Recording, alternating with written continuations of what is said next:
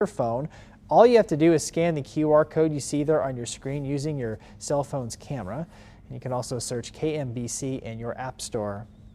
Meanwhile, on this Saturday, the Wyandotte County Sheriff's Office is helping to investigate after Kansas City, Kansas police shot and killed a man Friday afternoon.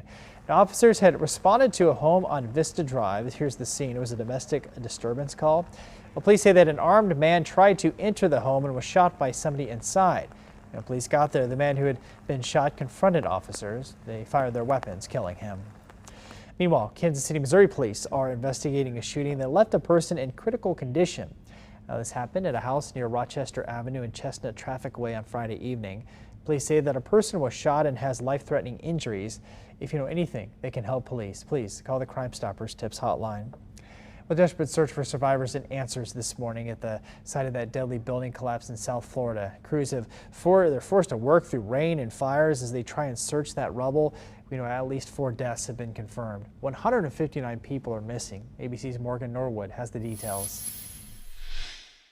This morning, crews entering day 3 of searching. The work meticulous and tireless, but hopeful. We have hope because that's what our search and rescue team tells us. And as long as they have encouraging signs like the knocking sound that they've heard, then we will continue. Teams calling an all-stop to listen to those possibly meaningful noises deep inside the debris. Sonar and trained dogs rushing to those areas. This is the second time we've seen them dispatch the canine handlers and their dogs to this area. Still, more than 150 people missing since early Thursday morning. At least 4 pronounced dead. Experienced crews who've worked in Haiti and at Ground Zero in New York, going full steam ahead despite the rain, smoke, hot spots, and the risk of falling debris. Everybody's running in one direction. They're running into the problem. And trust me, they're putting their lives in peril. Bettina Obias is praying for a miracle with no word from her aunt and uncle who live on the 10th floor. Kiss your father, kiss your mother, because you never know if it's going to be the last time you're going to hug and kiss them. Joshua Spiegel also waiting for some good news about his mom, Judy. We are praying every minute. We're hopeful that she's there, alive, and we're going to see her soon and be able to hold her hand and kiss her. Investigators looking into what caused this catastrophe, and the rubble could be key in finding those answers. You have to look at the design of the building. You have to look at the engineering calculations. You have to look at the quality of the construction. But I think in the end, maintenance is probably going to play a significant role in this. Meanwhile, in Minneapolis, former officer Derek Chauvin has been sentenced to 22.5 years in prison for the death of George Floyd. I do want to give my condolences to the Floyd family. The former officer pinned Floyd under his knee for 9 minutes and then didn't let up, even when Floyd said he couldn't breathe. Floyd's loved ones were emotional while reading their statements Friday. It is humanly impossible for me to stand here and convey or articulate the right words that would capture all that we are feeling. You may see us cry, but the full extent of our pain and trauma will never be seen with the naked eye. Chauvin is also facing federal civil rights charges along with 3 other officers charged in connection with Floyd's death. Well, those officers will go on trial early next year. And George Floyd's older sister, LaTanya, also spoke after the sentencing hearing. This is just something you just don't get over. You don't get past it, you know? Chauvin broke his more than year of silence to offer condolences to the Floyd family you heard a moment ago. And also President Biden offered his thoughts on the Chauvin sentencing. Well, I don't know all the circumstances that were considered, but it seems to me under the guidelines that seems to be appropriate. Punishment fell short of the 30 years the prosecutors had requested for Chauvin. With good behavior, he could be out after serving about 15 years.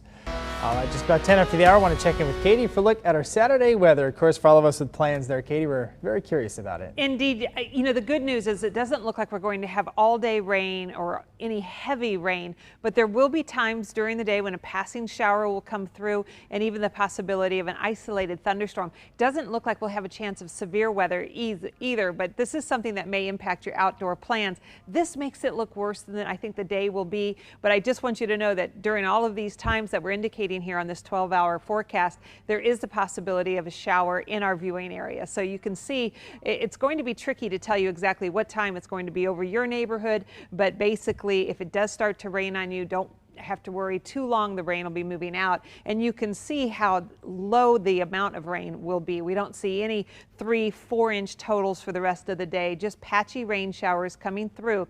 We are keeping an eye on river flooding. For example, the Platte River over towards Platte City is going from below flood stage to a moderate flood stage by Monday, and that's the case with many of the streams and creeks around Kansas City as we have additional rain in our 9-day forecast. All right, thanks so much for the heads up, Katie. Meanwhile, we want to move now to an update on the COVID-19 pandemic. Missouri's positivity rate keeps rising. Right now, 7.4% of tests are coming back positive, and in Kansas, it is flat at 2.8%. And the World Health Organization is considering potential COVID-19 vaccine booster options. Next week, they'll consider 3 options: an annual 1-dose booster shot for all target populations. Another could call for those 50 years and older to get the annual booster, with other ages every 2 years. And the third scenario is no booster at all after an initial COVID-19 vaccination. The World Health Organization's expert group on immunization is going to review the options on Tuesday. In a statement, the WHO says that best and worst case scenarios will be evaluated. The options would cover vaccination strategies for the remainder of 2021 through 2022. And 38.4% of Missourians are now fully vaccinated. It is 41.3% in Kansas. Both states do trail the nationwide average of nearly 46% of people fully vaccinated. That is more than 151 million Americans. 16 states have already reached President Biden's goal to vaccinate 70% of adults against COVID-19 with at least 1 dose before July 4th. Another 16 states have fully vaccinated more than half of the residents. However, the daily pace of vaccinations has dropped off to 735,000 doses per day. And Moderna is now testing its vaccine on kids under the age of 12. Well, check out this brave brother and sister. They're helping with efforts to vaccinate kids. Meet 11-year-old Aiden and a 6-year-old Avery. Well, they received their second shots at a hospital in Los Angeles Friday. They're part of a clinical trial to determine if the vaccines are safe for kids and if it protects them. The mom is already participating in the Pfizer trial. I thought it would be a good opportunity to not only get the vaccine, but also if we can figure out what the correct dose is for children like my age, then a lot more children can get the vaccine.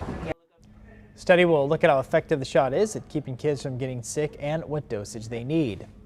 And if you want to find a vaccine clinic near you, just go to KNBC.com and click on the coronavirus tab. There you'll also find live updates on the virus.